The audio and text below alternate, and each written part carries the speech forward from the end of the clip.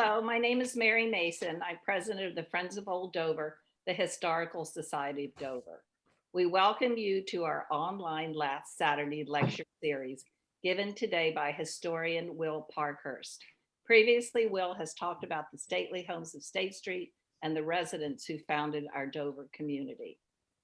Today, we will learn about the Fulton family, how they came to Dover, and about their time in Rose Cottage until J. Alexander Fulton's death around 1894. Fulton was a dedicated diarist, attorney, real estate developer, and orchardist of apples and peaches. He was a member of the Presbyterian Church and an author of Democratic Party policies, which included the Salisbury family, notable Governor Salisbury and Senators Willard and Eli Salisbury. The family endured joy and tragedies in Dover, including the early deaths of 3 of their children, which he wrote about in length. We feel fortunate to have so many memories of his time recorded in these diaries. We hope you'll enjoy the lecture, and now I'm happy to present Will Parkhurst. Thanks, Mary. I came to Dover came to becoming interested in Dover history, and specifically the Fulton family, because I was interested in the house itself and the architecture of State Street. And I began to spend time in the Dover Library in the Delaware Reserve section, and I came upon material which was written by J. Alexander Fulton. And specifically, some of the excerpts of his diaries were in this book, which was published in 1986. There are a lot of excerpts from his diaries are in this book, but this was the book from where that other book got material. This is a book of diary entries compiled by his grandson, Cecil C. Fulton Jr. The thing about this book is it begins in 1865 when basically Fulton arrived in Dover, and he arrived in Dover either the day before, I think that the day before Lincoln was assassinated. I think it was April 15th, 1865. I'm not sure if it was April 15th, 12th, but the book starts right on that day. We were walking down the street and we got the news of the assassination. I'm pleased to meet you, Tucker. Somebody needs to mute their, anyway. So I always wondered, well, this was great. I thought, this is great. Okay, I got some information about Dover, and this book has tremendous amount of material about events in Dover from about 1865 to 1895, which is when Fulton passed away, such as political figures, growing peaches, the dedication of a new courthouse, church activities, and so on.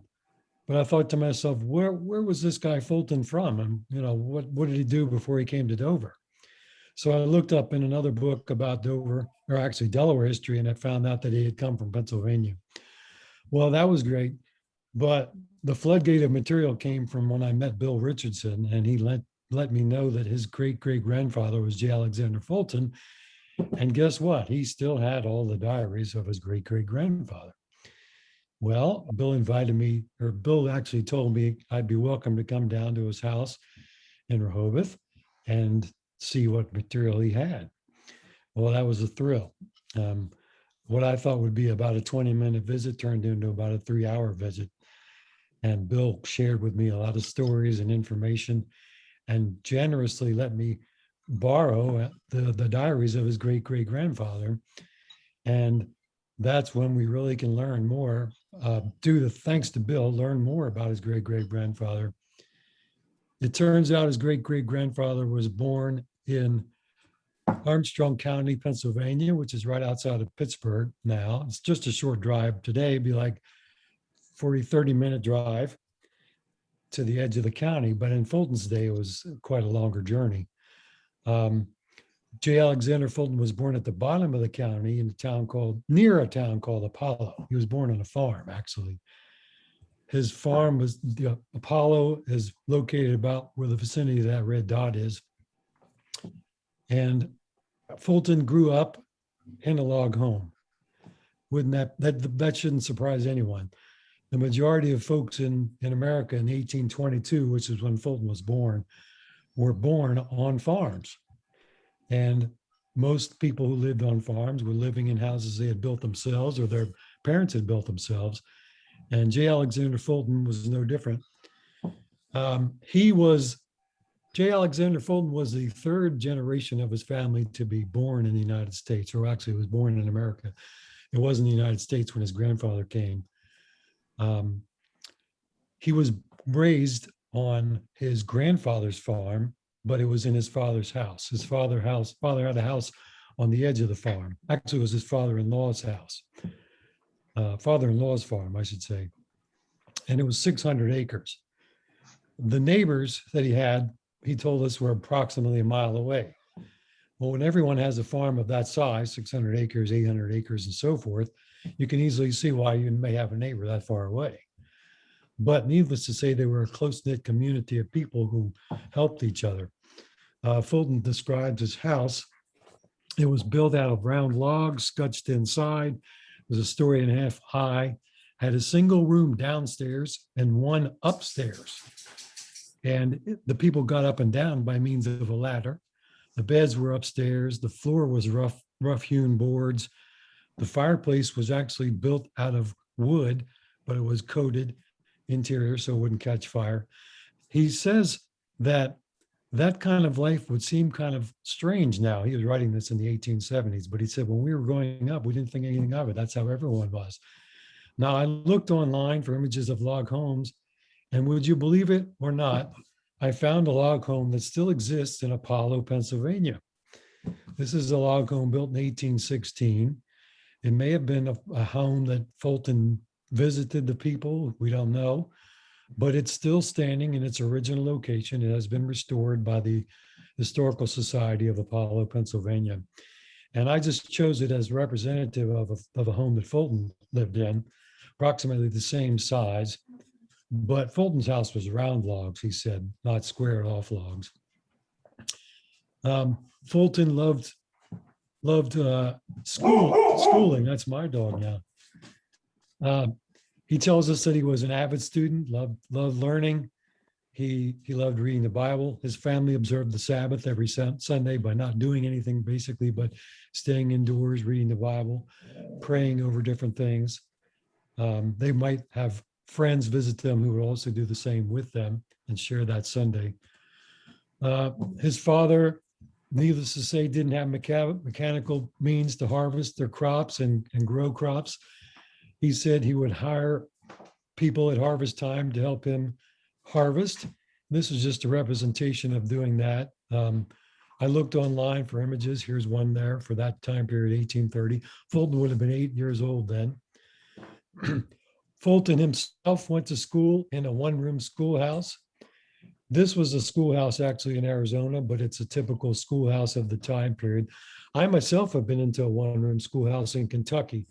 Fulton describes his schoolhouse as being kind of rough and primitive with, like I said, rough-hewn boards for a floor, rough-hewn boards for walls, warmed by a potbelly stove in the center. Something similar to that, what you're seeing right there. This room, however, was a room full of students taught by a woman teacher. Fulton had decided by the time he was 20 years old that he wanted to be a school teacher. And he decided he would approach his neighbors and got an interview with the school board of his township. They examined him and found him to be well educated enough to be a teacher. And he began teaching, and it was a nearby school. He boarded with the parents of one of his students. That was a typical arrangement because the school might have been 10 miles away from his house. I don't know the actual distance, but it wasn't nearby. So what would he have to do every day? Would ride a horse every day to back and forth? No, he just stayed with the family of one of his students, and they charged him room and board at the end of the school year. he told us that his first year's salary for being a teacher was $100. And that actually was his same salary for the next 3 years afterwards. He boarded with 4 different families over those 4 different years, and he taught at 4 different schools.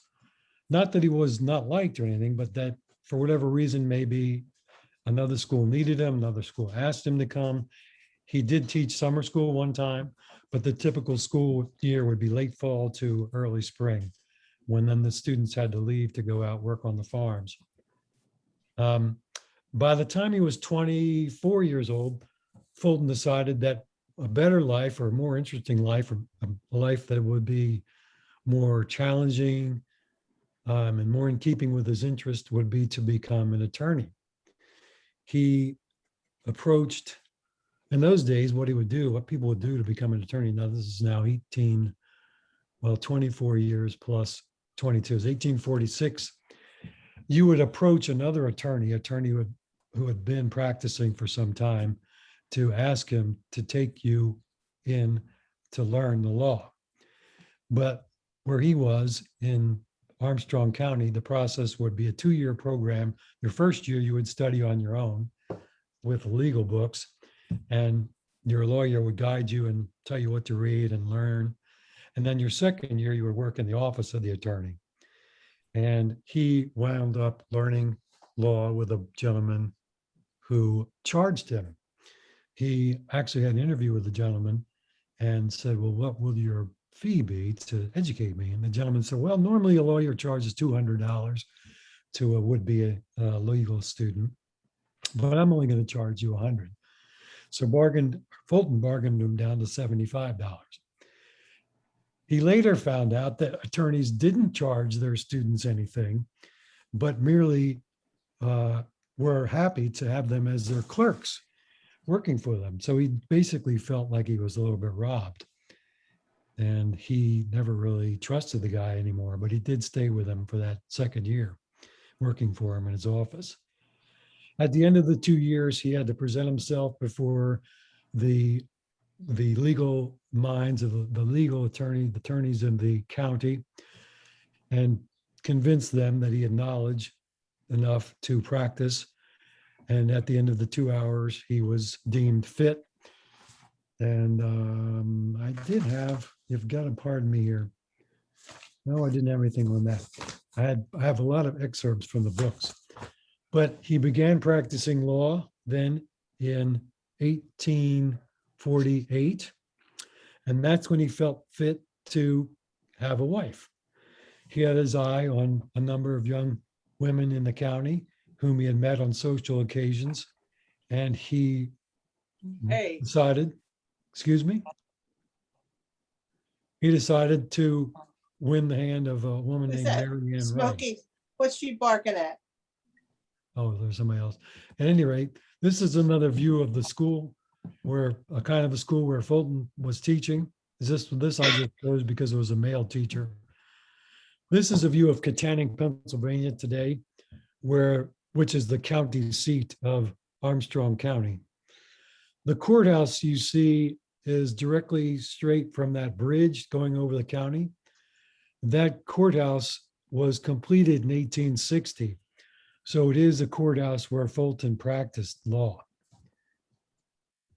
Anyway, there is a photo of J. Alexander and his wife, Mary.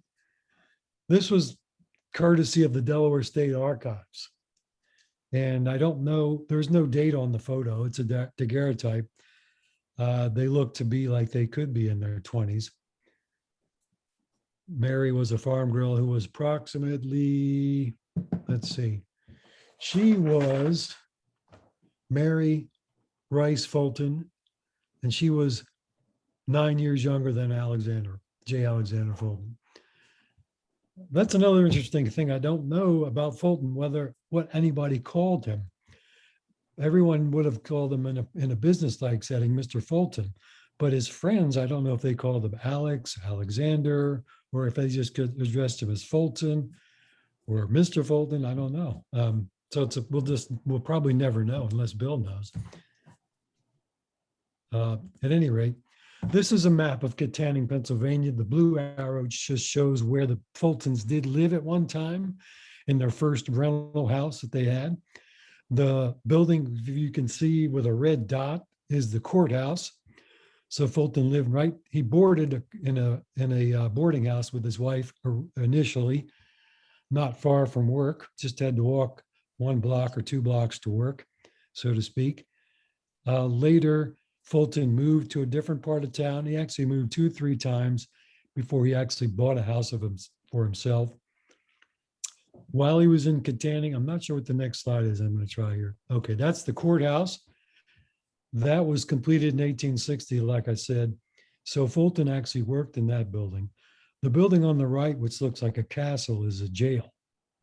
The Armstrong County Jail. It's attached to the courthouse. It was built some years later. You may know, I did take a visit to Katanning, Pennsylvania.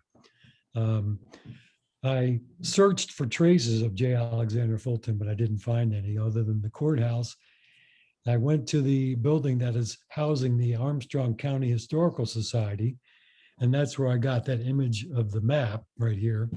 I just took a picture of it myself while it was hanging on the wall. It's kind of faded. Have to forgive that. While Fulton lived in Katanning, he was active, of course, in the legal profession and became interested in politics, and also saw fit to create or organize a committee to create a cemetery for Katanning. He also, while he got better off, made more money. Oh, he did report that his first year's income from being an attorney was $300, $307 actually. And his expenses, household expenses, were $300. So he managed to save $7 his first year as an attorney. He did report in his diary that his second year income was $600. About 1862, he and another gentleman purchased a practice of of a retiring attorney in Katanning, and their earnings increased substantially afterwards. But between the years of, say, 1850 and 1855, he was getting himself known, building his practice, started the cemetery. Basically, he got a collection of people together to create a pot of money to buy some land just outside the city limits. And he took it upon himself to divide the cemetery into plots and sell them off. And he did make a little money doing that, just as the administrator of the cemetery. But through the early years of 1850s, he was starting his family. Their first child was born in 1849. It was a girl, and sadly enough, she died after 11 months. He did not specify the illness, but needless to say, it was a great tragedy for the family. His wife was extremely distraught, depressed, saddened. He himself wrote about that, and he was said nary a day would go by for several years when he wouldn't think of his infant daughter, who had become very attached to, even though, for the 11 months, he didn't know what a personality she would be. Their second child was born in 1851. So her name was Mary Eleanor Fulton. I was about to say another child was born in 1853 by the name of Araminta Clarendon Fulton. Now, I want to take a little detour by just mentioning that J. Alexander Fulton, while he was practicing law and establishing himself in Katanning, he had his eye on perhaps moving and traveling to another part of the country. So he thought, I'm going to take a voyage, a trip, to see what else is out in the USA. Well, not all USA, some places were just territories at the time. And he decided to take a trip in 1854 across the United States. Actually, not all the United States, like I mentioned. This trip, if you look counterclockwise, starting in October 1st, 1854, where they left Katanning, traveling westward by rail from Pittsburgh to Chicago. And from Chicago, then it was a stagecoach ride to the Mississippi River to, I'm not sure, I think it's Dubuque, Iowa, excuse me, up the Mississippi to St. Paul and Minneapolis. Oh, by the way, he was traveling with the son of one of his clients. Earlier on in the summer of 1854, he had been talking about taking this trip, mentioned it to a couple of clients, and one of his clients said, "Oh, my son just graduated, finished his collegiate studies, and I'd like him to see the country before he settles down into a profession." The son, the traveling companion Fulton went with was approximately 20 years old. He himself at the time was 32. So he said, "All right, we'll go together. That sounds great. I would like to have someone go with me." Well, like I was saying, they went up the river to Minneapolis, traveled back down the river. Then there was a stagecoach ride across Iowa to Council Bluffs. Then they checked out Omaha. They got on the Missouri River, traveled down to Kansas City. Now, if you see the nice graceful loop on my screen from Kansas City over to St. Louis, on down to Louisiana, to New Orleans, that's due to the software of my computer. I didn't draw such a nice, easy line. But they traveled down the Mississippi. After getting to New Orleans, they traveled across by boat, steamship to Galveston, up to Houston, stagecoach over to Houston and back, up around, traveled, made their way back, all the way back to Katanning. It was a 3-month journey. All that time, Fulton kept track of expenses, kept track of everything he saw, everywhere he visited, every person he met, every boarding house they stayed in, every hotel they stayed in, every boat they traveled in, what stagecoaches were like, what the horses were like, what the countryside was like, what the forests were like, what the crops were like, the Indians that he encountered in Omaha, the slave market that he saw in New Orleans. He did write newspaper articles and sent them to a newspaper in Indianapolis. On his way back home, he stopped in Indianapolis for his pay. He said he was shorted on his pay, but he didn't mind too much. He let the man a bill, and at this particular diary entry, I didn't get whether or not he was paid fully. The one thing I wanted to mention, one peculiar incident, was when he was in Memphis. He said he ran into a woman who was or actually a man, I should say, excuse me, a man whom he had known in Dover, who had left his wife. He knew the couple in Dover, and the woman was left suddenly one day. This is before, I shouldn't say Dover, I should say Katanning, excuse me. He left his wife in Katanning, and he met up with a man in Memphis.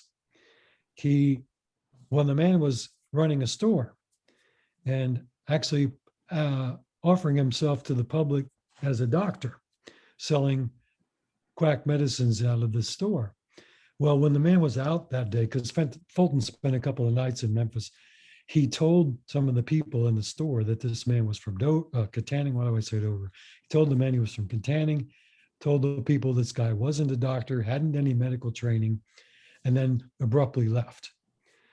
When he got back to Katanning, he told the woman about her husband who he met in Memphis. So he was very displeased about this situation, about this person he had found. It was a very unlikely occurrence for him to actually meet someone who had come from Katanning. At any rate, when he arrived back on January 3rd, 1855, he met up with his wife and children again. And I want to add one little postscript to this trip. When he arrived back home,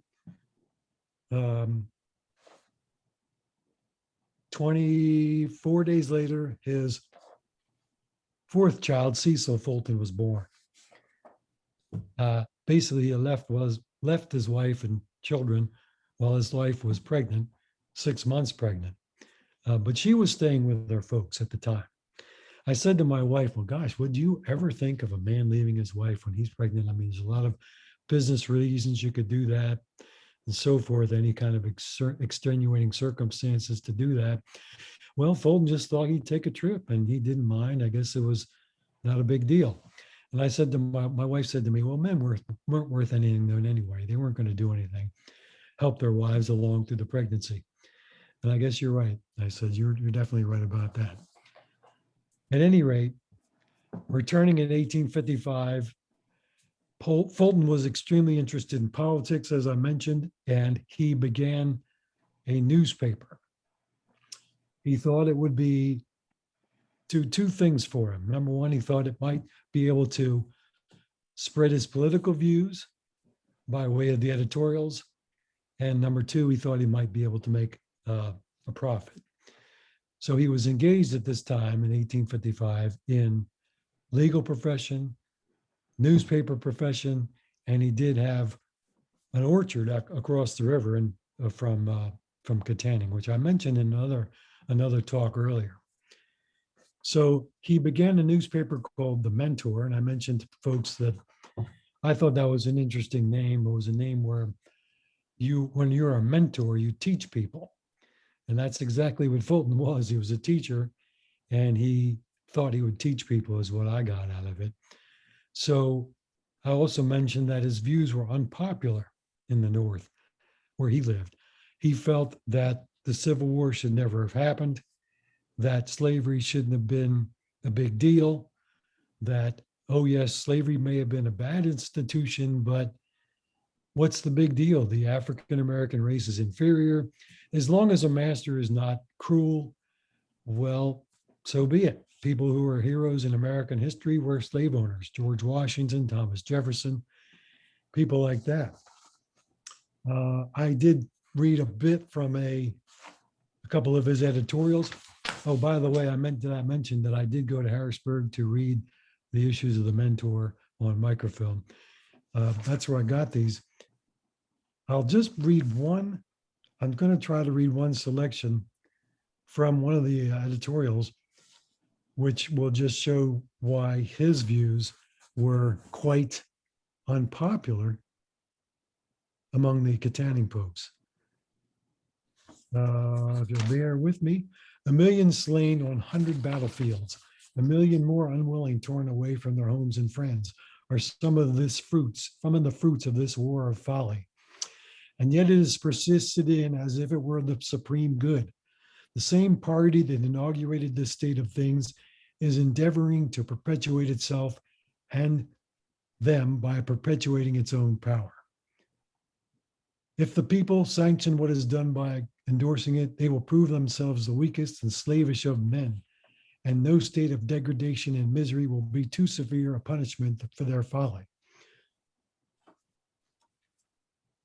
The immediate cause of the war was the accession of the power of the Republican Party. And he goes on to say the abolitionists are the cause of it all. And what will result of abolition but nothing but miscegenation, the mixing of the races. That was the most evil thing that could happen. Well, among all the other things of calling Abraham Lincoln a fool, calling the generals bad, calling the Union cause folly, it caused a great uproar in Katanning. The newspaper was raided. The press was taken out of the building. The newspaper was suspended publication for several weeks while everything was gotten back together. It was pretty well clear to Fulton that he was unwelcome in his home in Katanning, Pennsylvania. So he made plans to leave. By 1863, 64, he was looking for new places to move to. And I mentioned on another talk, I believe, that he had made a trip to Philadelphia on legal business, and on a whim decided to take a visit to Dover and to see what Dover was like. One visit to Dover convinced him that it was the place he wanted to be. He liked the climate. He knew it was an agricultural region, and he liked the climate, the weather climate. And he also found out that he liked the political climate.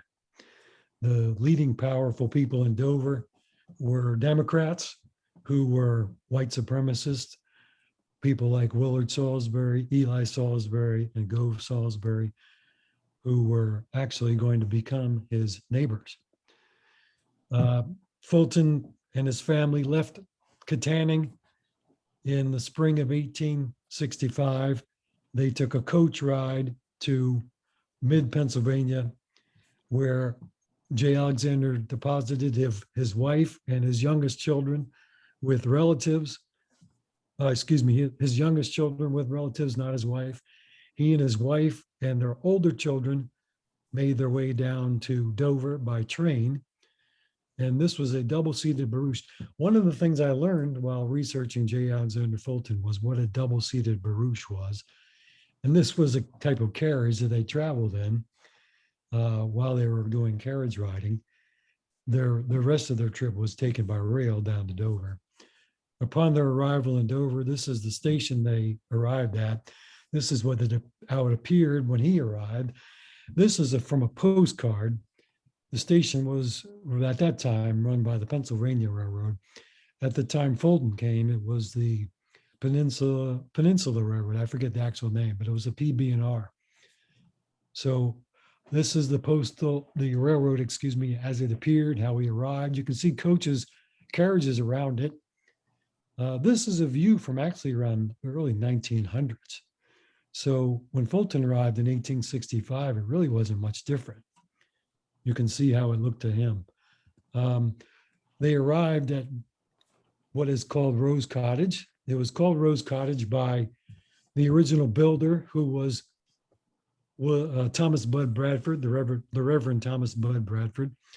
The house was built approximately 1852, and it was a rental property of Thomas Budd Bradford's.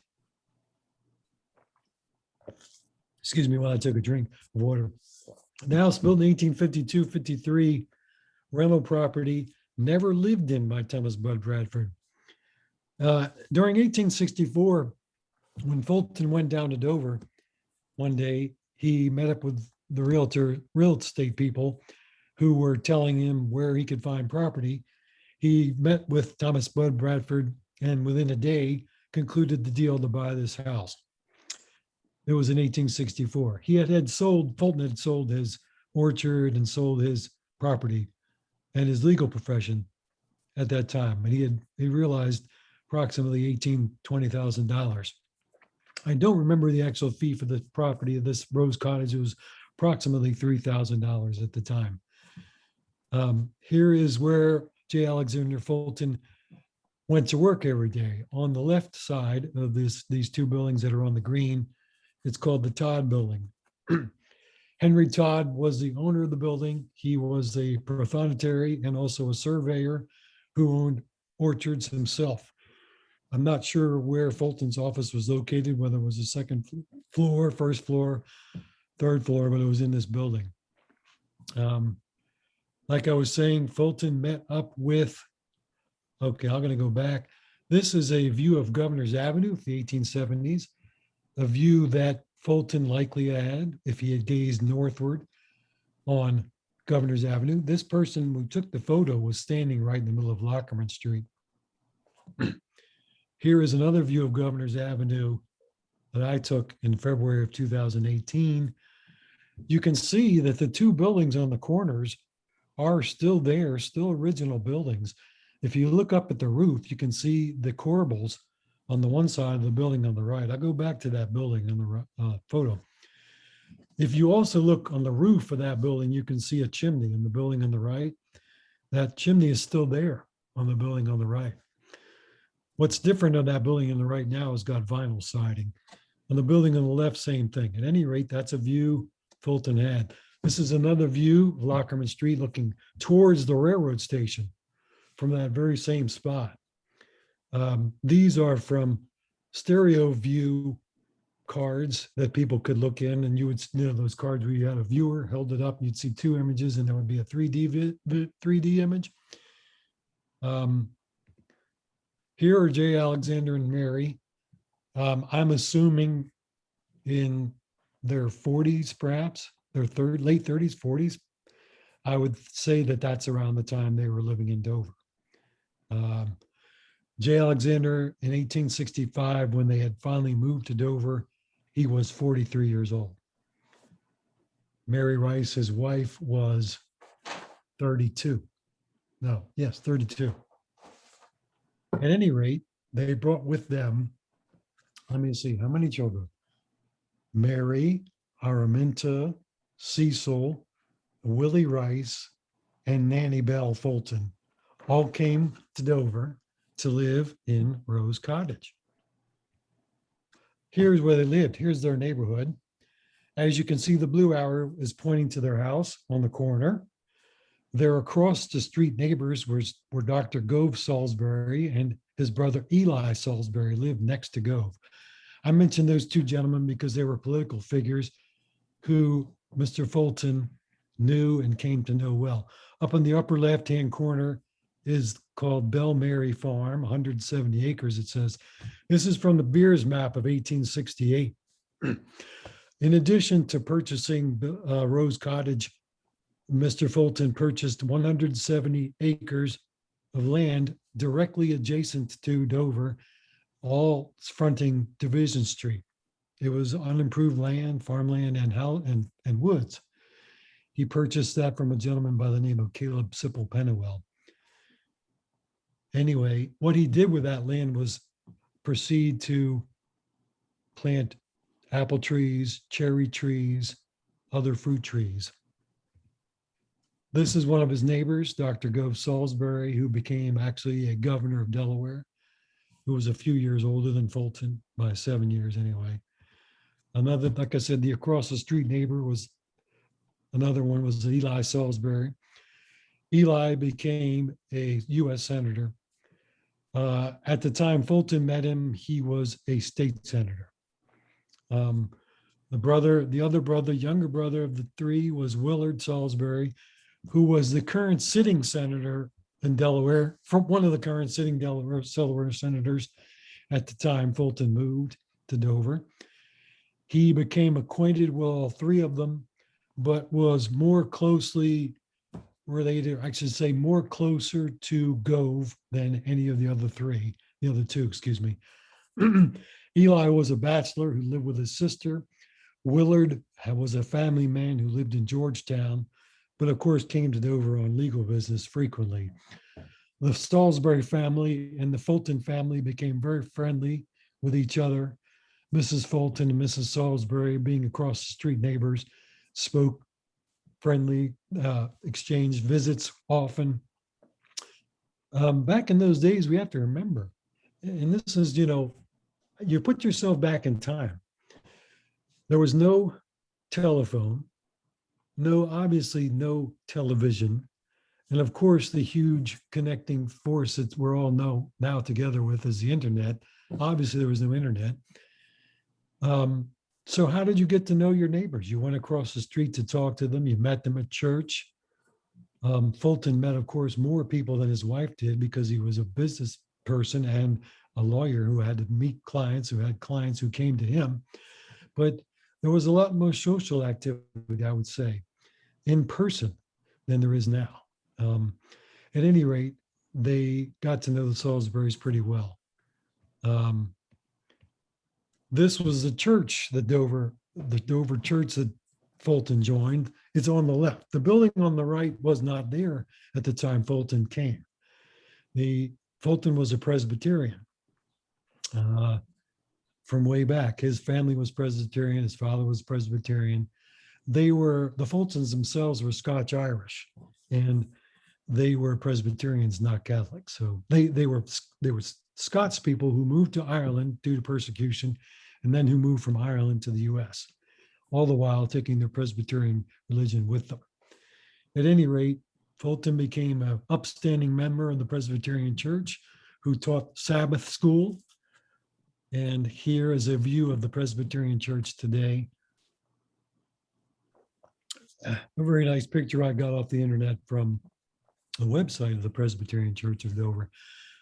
By the way, another neighbor across the street from the Fultons was the minister of the Presbyterian Church. His name was Cyrus Huntington. And they lived on the opposite corner. Shall I go back to that map? Let's see here if that shows that. Yes. If you look directly across the street from the Fultons going north, you see the words Presb Parsonage. That was the house given to the parson to live in. And the parson at the time Fulton arrived in Dover was a gentleman by the name of Cyrus Huntington. And so, of course, the Fultons were close to the Huntingtons. And so close, in fact, that after Mr. Huntington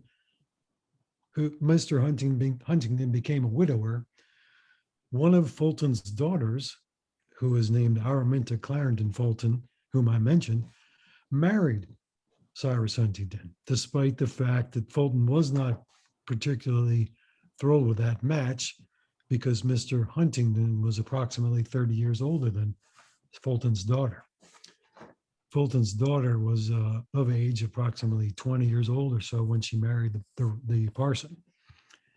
Anyway, going back to the church, as I was saying, Mr. Fulton was a orchardist and he grew peaches on the trees, I should say.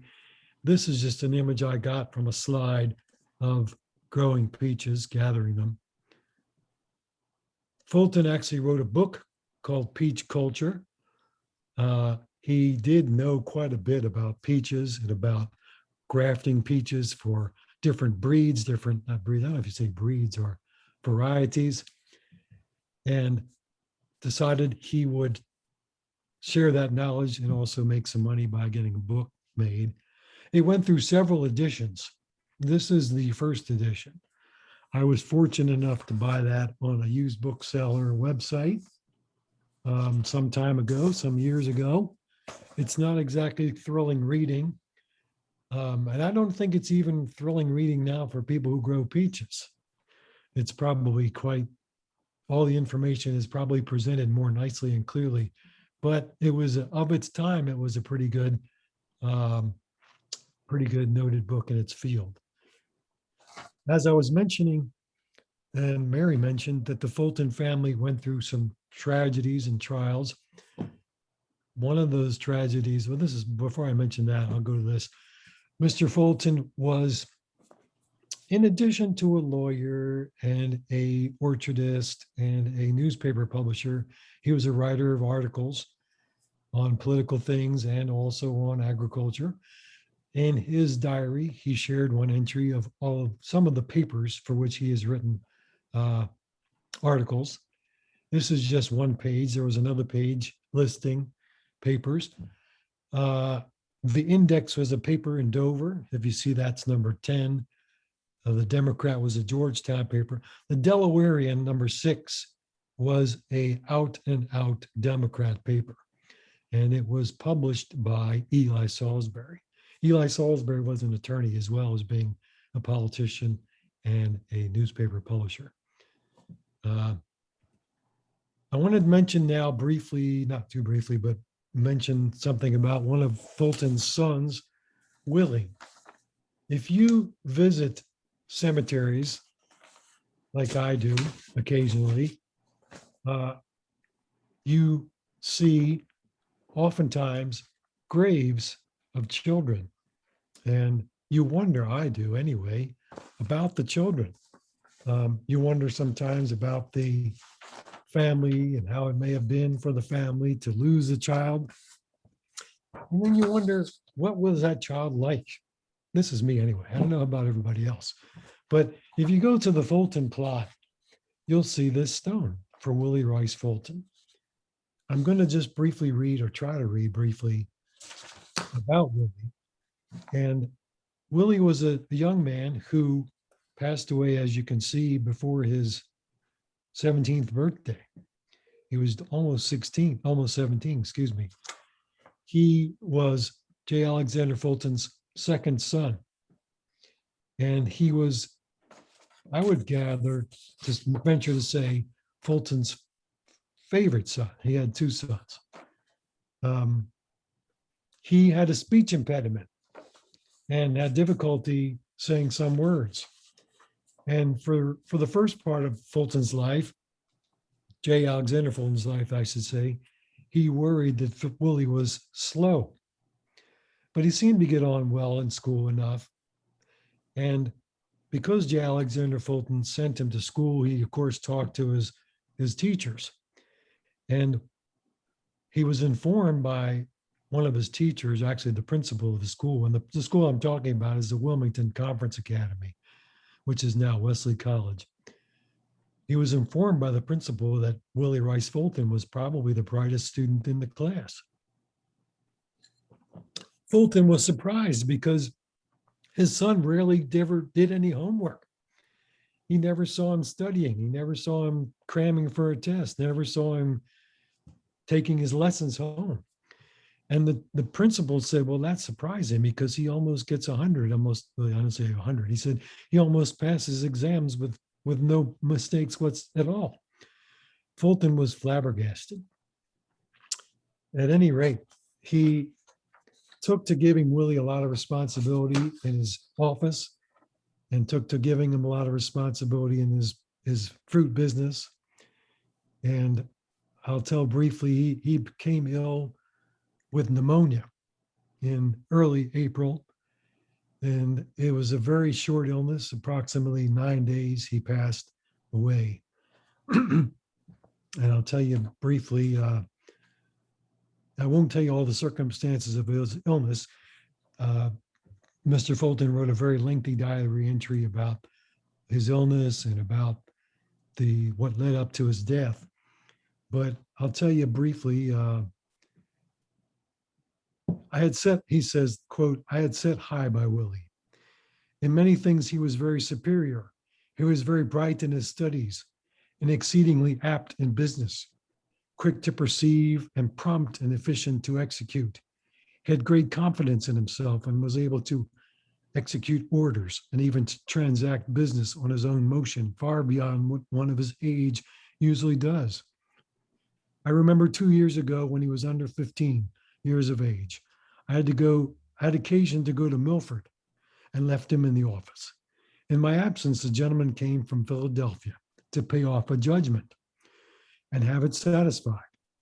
He was in haste and did not wish to wait to my return. And Willie went in the prothonotary office and satisfied the judgment and received the money. Although it was properly done, I felt he was too young to do such things safely. And I chided him a little at first, and also cautioned the prothonotary, who attested the satisfaction, not to allow him to do it again. This is but a single instance. I might relate many. In fruit shipping time, he was of more value than any ordinary hand. He marked all the boxes and baskets, made out the invoices, kept the accounts of the shipments, the time of the hands, and handed all into one to be entered. In the office, he seemed to know exactly where every paper was and could produce it at call. If a man made an appointment to pay a claim or gave a note or a check payable at a future day, he remembered it and could call my attention to it at the time. All these things gave me great hope in his future ability and usefulness. He was also remarkably witty and full of repartee, and we could hardly ever sit down to a meal that he did not say something to excite a laugh or provoke a retort. The thought that all of this is gone forever, and that his ringing voice and sparkling eye will be heard and seen no more, is very sad to a parent who loves his children as I do. Then I am not sure that he was prepared. He never seemed religious. He went to Sabbath school and church and attended family prayers and scripture recitations, which we had every Sabbath afternoon. His sickness was of such a severe type that there was little opportunity or exercise in religious feelings. When asked if he prayed, he answered that he did. And then when asked if he wished to be prayed for, he answered that he did also. I prayed for him at his bedside, and so did our pastor, Reverend Huntington. And although racked with pain, he remained quiet and attentive while we were doing so. He gave no other sign that we know of, that is, religious sign. It is a warning to all of us not to put off preparations too long, for we do not know whether we shall have the opportunity or not.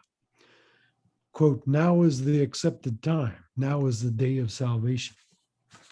Fulton was a very, I don't know if you would say pious. Pious is when you're showing you're religious, but showing you're religious is one thing, and being a fervent believer is another. And that's what J. Alexander Fulton was. And he was very concerned for his children to be this way.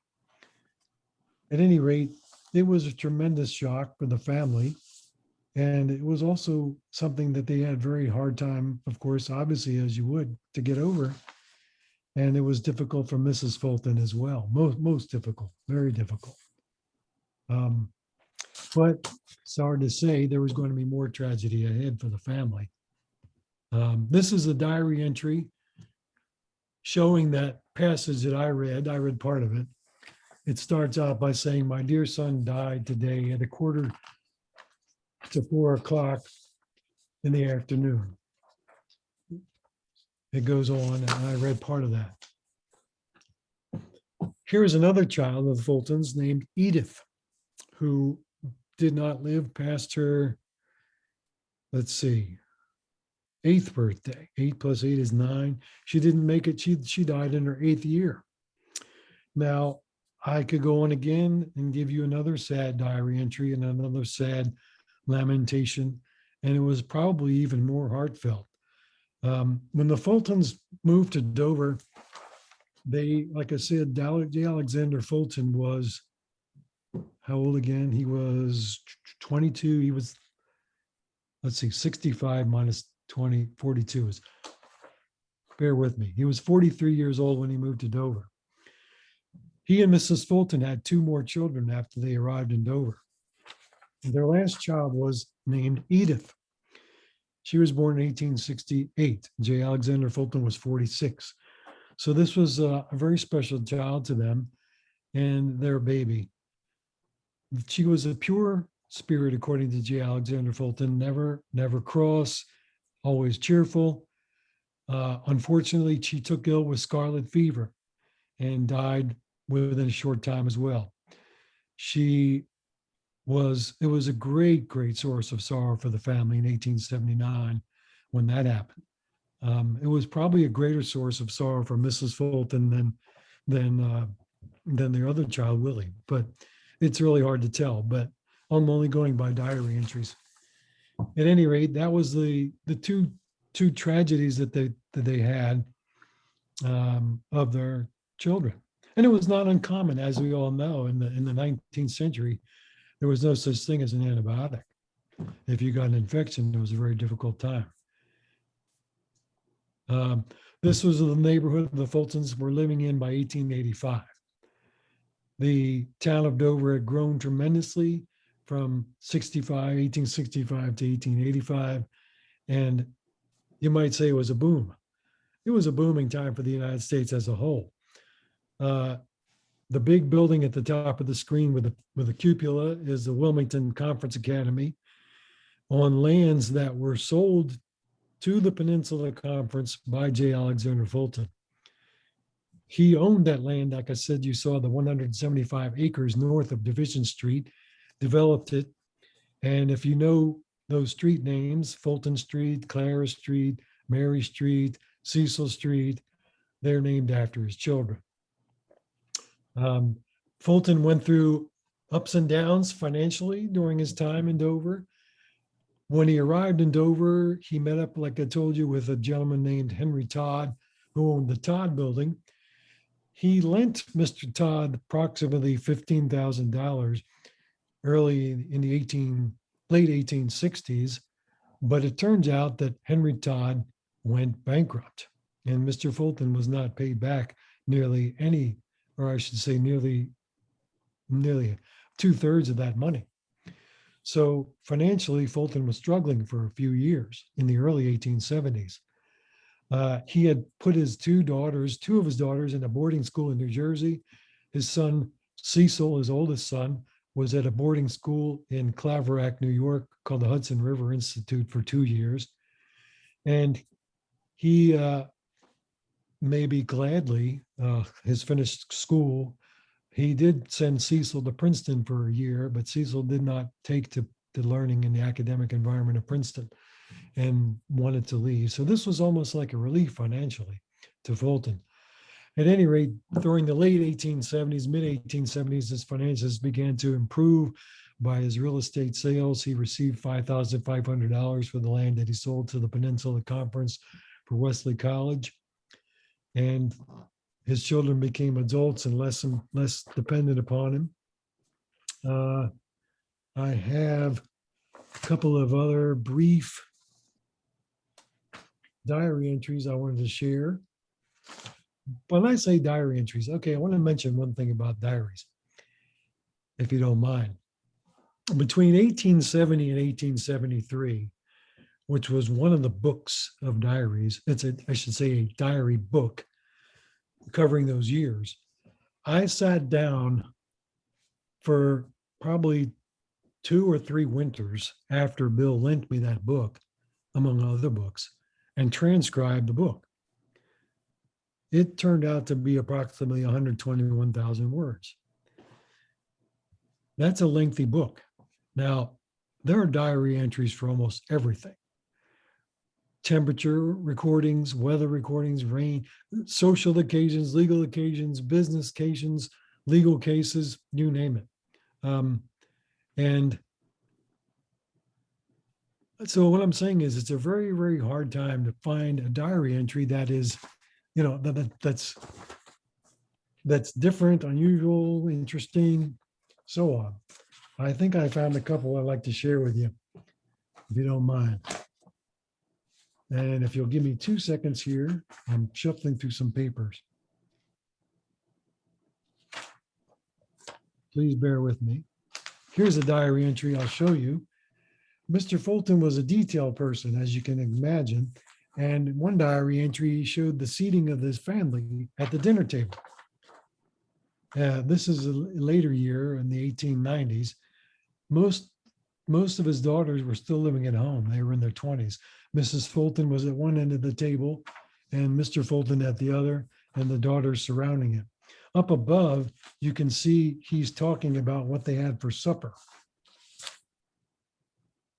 And earlier in the book, the diary entry, I should say, they list what he ate for a meal.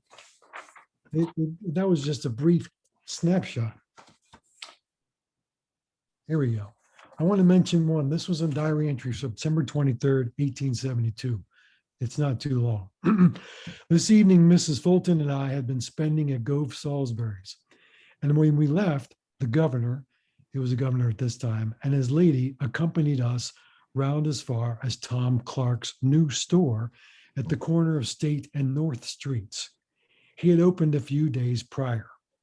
On the way, Mrs. Salisbury bantered us all to get weighed. We're talking about the big scales for produce, or not big scales for produce, but it's big scales that are on the floor for weighing sacks of flour and so forth, to which we all assented.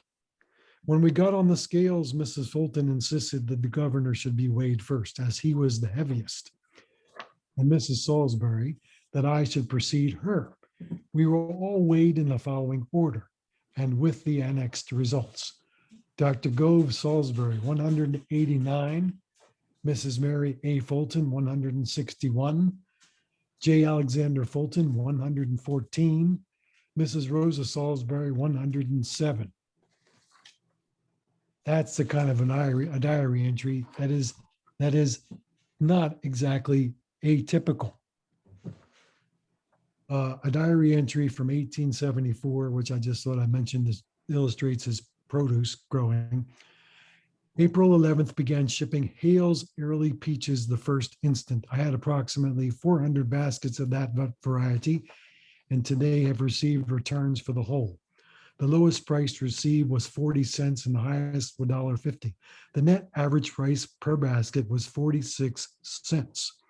The market for Hales was poor, worse than usual. Croths early are now going in. That's another type of peach, now commanding high prices. Those sold readily at Dover Depot yesterday at $2 a basket. I am told The canners here, Richardson and Robbins, have advertised they will give the highest market price for peaches to can. This is also unprecedented. I will also note here that the freights, cartage, and commissions, to say nothing of the picking and packages, consumed 43% of the gross sales, leaving only 57% for the grower. What else is taxed so much? I don't mean to, hope you're all bearing with me here. Here's a photo of Mary's Fulton. This was courtesy of the Delaware Archives. One more entry about fruit for you folks. 1872, August 29th. Fruit is so abundant here that we almost have lost our relish for it. I have in my garden 13 varieties of grapes, and grapes that were fully ripe on the first of the month are yet hanging untouched on the vine. We have grapes ripe and abundant from the 1st of August to the 1st of November, and pears the same way. For fruit, nearly every kind the peninsula excels. Apples, pears, peaches, grapes, strawberries, blackberries, and raspberries. We have capacity to supply the whole country.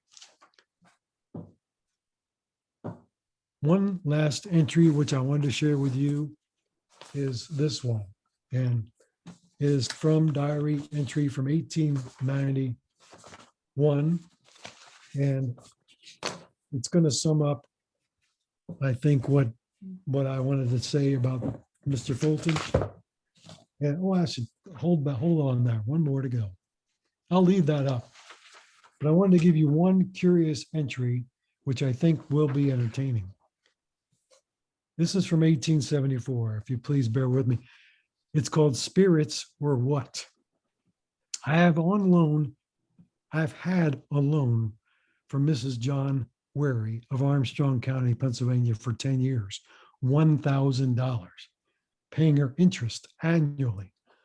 3 nights ago, I dreamed that Mr. Wary stood before me and was not well pleased because I had not paid the debt. I had not paid the last interest. I felt vexed and hurt because he was always a true friend. In this state, I awoke.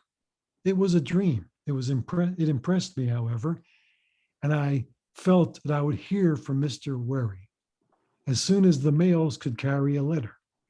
And so it came today, but a very kind and friendly request that I would pay my note by the 1st of April.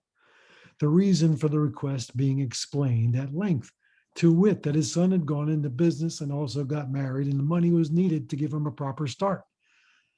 Fulton says, but why did I dream about it? And why did the letter follow the dream so closely? Were our spirits communicating on the night of the dream? Which was the date the letter was written? Such things have often occurred to me. I remember one case I dreamed of seeing a person and received the letter in just about the time it would take to come. In another case, I thought of an old friend whom I had not seen or heard from for several years and resolved to write him a letter. I did so immediately and was surprised to receive in a few days one from him, dated the same day mine was written. We lived 500 or 600 miles apart, and our letters had passed each other in transit. That time I had no dream, but the impulse to write was sudden and yielded to it once. Neither of us had any business with one or another. I could give many similar instances. They seem inexplicable to me. Fulton evidently was a psychic and didn't know it. At any rate, the last entry I want to just mention and share with you is called What I Live For. It was written in 1893. Mr. Fulton was 71 at the time. He writes, this is Sabbath afternoon. You can see right there. It's a Sabbath afternoon, 3:30. I wish to make a little note that some of my dear ones may see and ponder when I am no more with them. In my youthful days, I had selfish ambitions. That is, I sought honor or distinction myself, but never apart or independent of them. But for many years, I have lived for my family almost exclusively and very little for myself.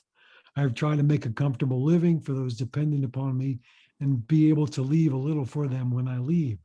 This was why I was so careful and industrious. Whether or not I will be able to do so, God only knows. And as I rely upon his blessing and wisdom, I did not wish to be over anxious about it, feeling that a man's life consisteth not in the abundance of the things he possesseth, and that he never let me suffer for want. I can safely trust him to provide for those I love and leave behind. I know full well that riches in the hands of those who do not know how to use them aright often prove a curse rather than a blessing. Well, at any rate, he passed away 2 years after that entry. Here's an entry. Here's a photo of him taken from Scharf's History of Delaware. And it was a portrait that he offered, Mr. Fulton offered Scharf. J. Alexander did not live to be, how old was he? He was 73 there, yes. Lived just short of his 73rd birthday. Here they are, the plot in the Presbyterian Church Cemetery. Mr. Fulton and his wife Anne on the same stone. If you can see in the background in the picture on the right are the stones for Willie and Edith. The other sides of this obelisk monolith stone are names of his other daughters. This is the book where I mentioned before. This book is in the Dover Public Library in the Delaware reference section. If anyone wants to make their way to that reference section, you will be able to read entries that were compiled by Cecil C. Fulton, but those entries are basically about public events. You won't get the family events that I shared with you. Once again, we're at Rose Cottage. Rose Cottage was thankfully saved by the Friends of Old Dover in the early 1980s, or actually should say saved by the state of Delaware, with assistance from the Friends of Old Dover in the early 1980s. It was made structurally sound by approximately $150,000 worth of expenditures on the part of the state of Delaware in the early 80s. And then in 1999, it was fully restored to its current appearance. And it's been this way ever since, as far as my understanding. I'm about done. Does anybody have any questions? Oh, I could give you more of the, let me just briefly tell you one thing. The Fultons had 8 children altogether. 3 died young. That is Isadore Forrest, that was the young daughter, 11 months. Willie Fulton passed on, like I said, at age 15. And Edith passed away at age 8. The other daughters grew to adulthood. Cecil Fulton himself lived directly behind J. Alexander Fulton. He lived on Bradford Street and lived to adulthood. He became an insurance agent for the King County Mutual Insurance Agency. Clara Fulton, that is our Araminta Clarendon, she married Cyrus Huntington, who died not long after the marriage. She married another Reverend Samuel Smith. They wound up living in Newport, Pennsylvania. The other adult Fulton children stayed living with Mr. and Mrs. Fulton. Okay, I'm done talking. Sorry. Hopefully the presentation was interesting to you. Anybody has a question? I think I can hear you all right. Well, this is Bill Richardson. Can you hear Yes, me? Bill. Yes, I can hear you. Can you hear me? You can hear me, I guess. Absolutely. And I see you as well. Great. Good thing is you can't see me. Well, that's just fine. I just Well, want. actually, I can see you, Bill. I can see you. Oh, okay. I just wanted to say I've learned a lot about my family, and I had no idea I was descended from clairvoyant white supremacist. Yes. Well, it was more like, the term we hear nowadays about white privilege. It wasn't even a term. It was just assumed that whites were supreme. It wasn't like it was what they grew up with, so to speak. It was awful, but that's how everybody was in those days. Right. We all were, I guess all of our ancestors were obviously my great-grandfather too, but that's the way it was. but he was a psychic for sure. Now, I understand where my family was coming from better based on all of your presentation, and your presentation was outstanding. Well, you're Talk generous. about, Thanks. talk about the research you've done. It's great. And I hate to say this, but I've uncovered even more documents like a book he calls his legal library. Oh, good. Actual articles from the pages from his newspaper. Oh, yeah. Things like that.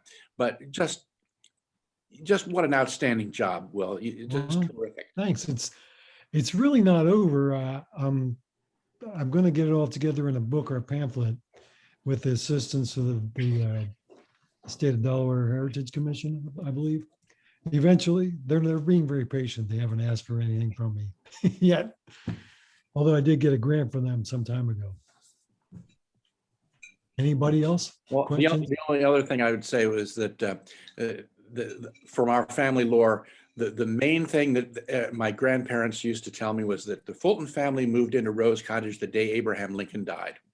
Well, that is correct. They had spent Mr. J. Alexander and his wife had spent the night in the Capitol Hotel first, the night before, and then the day they moved in, that was the day that Lincoln was assassinated. Yeah, the carpets were being installed the day before, so they had come down by train, which to me it's a wonderful thing to think about prior to automobiles.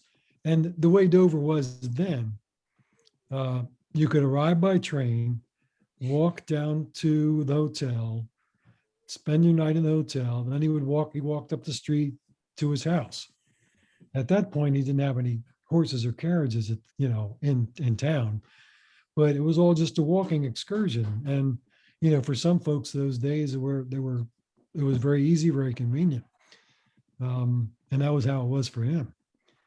He had made preparations. I mean, he had gotten down to Dover, obviously to get things ready. But yeah, he had moved in the day Lincoln was assassinated. He learned that from Eli Salisbury in passing on the street. Anybody else? I'm surprised when Bill Burton commented on one of my other presentations, he said it was exhaustive. And I hope I didn't overload people with too much information.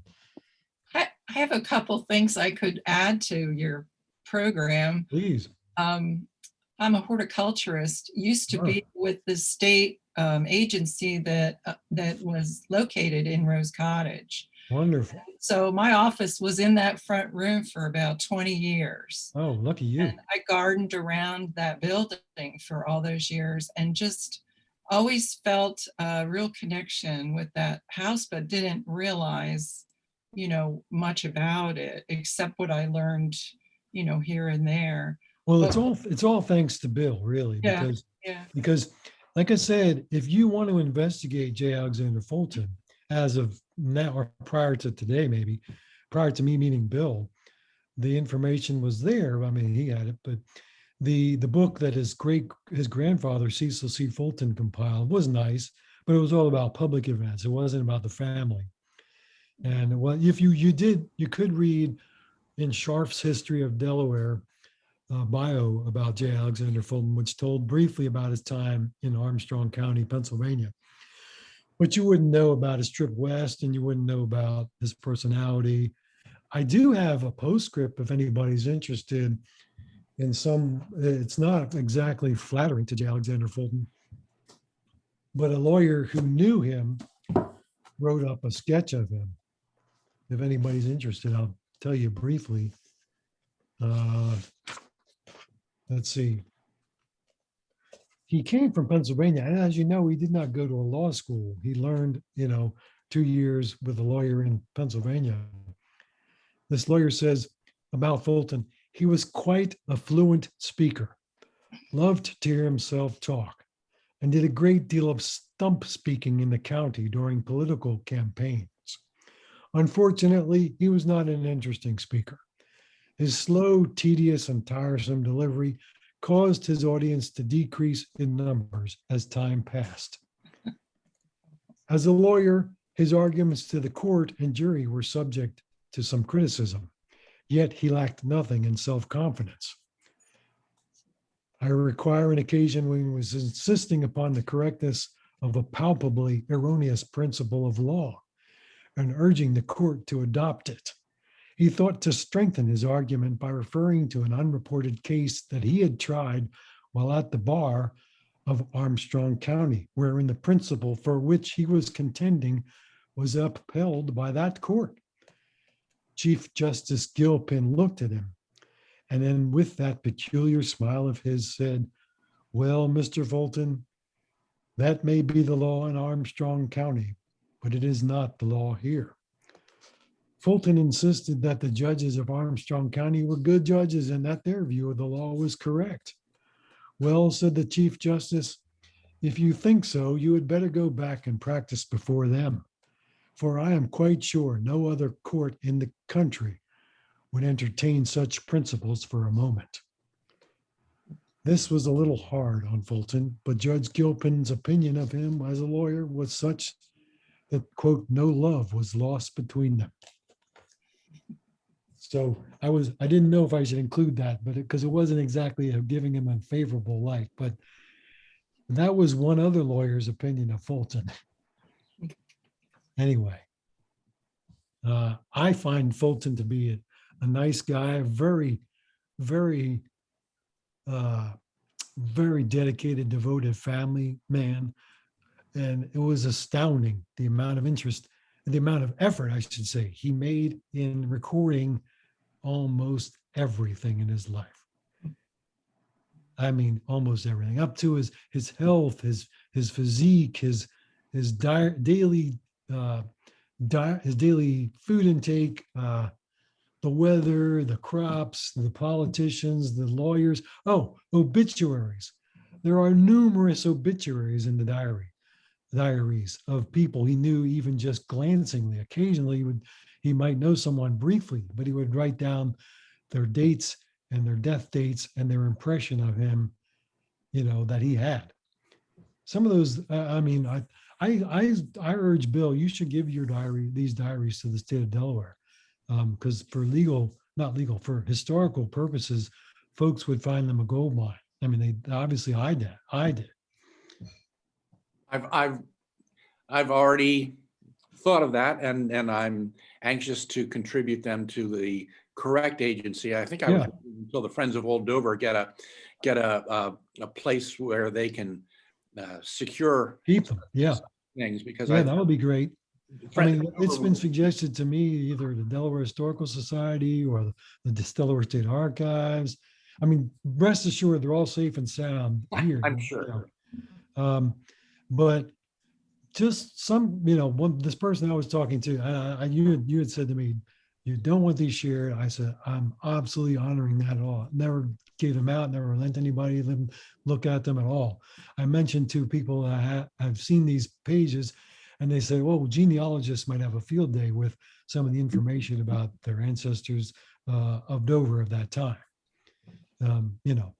But your father gave the Richardson Robbins books to the Delaware Historical Society, Bill. And those are interesting books to look at. I find them anyway interesting, but I was interested in those because I wanted to see about the business and about Harry Richardson's income and other people who are fruit growers who sold produce to the Richardson Robbins family, the business. And Fulton was in there and other people I've mentioned. That's terrific. That's terrific. We still have a lot of Fulton memorabilia, like the original plot plan for Fulton's edition. I remember seeing that. And we have the chimney cap for Rose Cottage in my backyard as kind of a garden ornament. I've got the 2 hitching posts with the F card in them that were out front in front of Rose Cottage in my garden.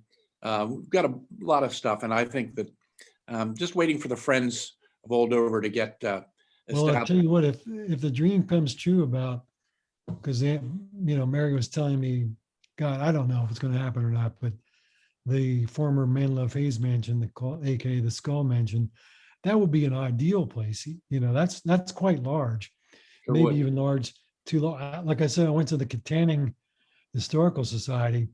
Their historical society is in a similar aged mansion, but it's not quite as large as that one from Manleves. But that's what happened. That became a repository for artifacts and archives. A historical society place would be the end place for a lot of your family stuff. I Sounds mean, great. if I can assist, I'll help. I mean, if I can contribute financially to that effort, I will if I can. So, you know, even though I don't live in Dover, I lived in Dover 20 years, still have my heart partly there. Well, Will, your presentation is outstanding, outstanding. Just Yes. Thanks terrific. again. And Um, if I could say something, Will, I think it's just a wonderful presentation that you gave. And talking about, we really do want a Dover History Museum, and we're working so hard on that. So any help or suggestions that people can give us right now, we're hoping that we might be able to get Skull Mansion. And so that is our goal. Well, that'll be, you know, we got to find an angel who had the financial resources. Anyway, what Bill Gardner or Miss Doc, they were going to say somebody had a question. Yeah, go ahead. I see you raising your hand. Yeah, I noticed in the map that one of his nearest neighbors was W.B. Smithers, who was about as prominent in the Republican Party, I suppose, as anybody in this part of Delaware. I wonder what his relations were with the references to Smithers in the papers. At this moment, I don't know how close he was to this Mr. Smithers. Let's see, I'm going to go to that map. I don't know. I could look that up and It was just a thought because that they apparently were almost across the street from each other. are you seeing what says E.A. Smithers? Yeah. Next to the Presbyterian parsonage? Oh, Yes. Yeah. I'd yeah, have to check on that. I have to check on that. Fulton mainly was close to the Democrats, those three brothers, and then any other Democrat. So I don't know. There are numerous Smithers mentioned in the diaries because they were prominent in Dover, but he wasn't particularly close to anybody named Smithers. None of the Smithers were intimates with him or political allies with him, obviously. So that's why he wasn't mentioning them as to do things with them socially or in the same church either. I know that George Valentine Massey was a Presbyterian. Mr. Fulton talks a lot about Mr. Massey. There's an incident where Mr. Massey hit his head on a chandelier in the newly dedicated the building that's directly next to the old Presbyterian church. He evidently jumped up. He was excited about something. He hit his head on the chandelier. It was kind of low hanging. Mr. Massey was a tall man. That's now where the governor's club is, that directly across from the governor's mansion. Yeah. That's where Mr. Massey's house was. Oh, you're looking at N.B. Smithers. There's E.A. Smithers next to the Presbyterian parsonage. Nathaniel B. Smithers was there next to Gove Salisbury. Yeah, Mr. Smithers was an attorney as well. Yeah, like you say, a Republican. I think I remember seeing an obituary for Mr. Smithers that Fulton wrote up, a brief, paragraph or so. Anybody who passed away was written up by J. Alexander Fulton, whether it could be a paragraph, it could be two sentences. I'm talking about members of his church, members of the Democratic Party, peach growers, fruit growers, anybody. I mean, I know I'm not going to pick up the diary now, but just have to take my word on it. I could look into Smithers and send a message to you on that. I'm not hearing you. Nancy, you're muted, sorry. No, I am. Go ahead. She's muted. I'm not Nancy, you're hearing you. muted, sorry. Undo your mute. I'm very interested in knowing what your next project or projects might be, given that I think there is a certain unendingness about your projects. You never fully leave them. Well, that's probably the way it is. It's never ending. I guess what I'll have to do is consolidate all this stuff I've done presenting. I still have material on some other houses of State Street that I never got to and never presented. And there could even be a presentation. Bill Burton suggested this.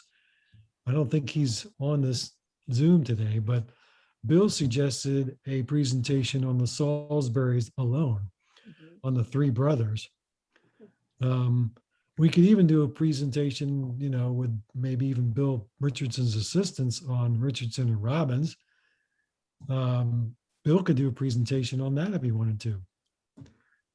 I'll leave If it to not- you historians and my niece and nephew who are on the line as well. Yeah. And we're We also could do looking one. for a series of mini lectures for Dover Days, an online Dover Days. So if Yeah. anybody's interested, But like the mini Sol- but lectures, the- like 15 minutes or something short, brief, But on as- different periods as- of history. As for me, my original focus was on the folks who lived on State Street between Lockerman and Lakeside Cemetery. And then I wound up going down the I guess not going down, but more like walking into a vault of the Fultons. And then, yeah, that's how that happened. So anyway, muted again. Unmute. Are we? There we go. Go ahead. Your account of his 3-month travel was just